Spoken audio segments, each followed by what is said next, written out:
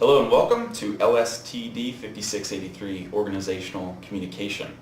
I'm your instructor and the author of the course, Dr. RyanBisel. I wanted to tell you a little bit about myself so you can get a sense of what to expect over the coming semester.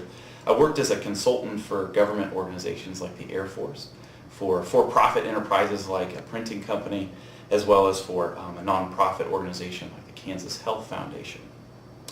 In addition to this, I've published a variety of book chapters and peer-reviewed articles on various organizational communication topics. Now, these experiences have given me a particular view of organizational communication. Some consultants, probably some even in your own organizations, they probably buy that organizational communication is important. And with that, I agree. They say things like, we need to communicate more, and they may even say things like, what happened was we failed to communicate. But I, as well as most of the scholars that you'll be reading, we agree, but we take even a slightly different view. You see, communication is the very substance. It's the very medium by which we coordinate our actions to get work done. Communication is dynamite. It's powerful. And because it's powerful, it has absolutely as much capacity to destroy as it does to help us and aid us create things like buildings and roads. So I don't necessarily think that more communication is better. I think that better communication is better. As leaders and aspiring leaders, I hope that you'll join me in studying organizational communication. I hope that you'll read with new eyes. Perhaps you'll discover that communication in the workplace is a bit more central to leadership than you first thought. If I had to put in one single axiom how this course can help you improve your own leadership, it'd be this: learn to major on the minors.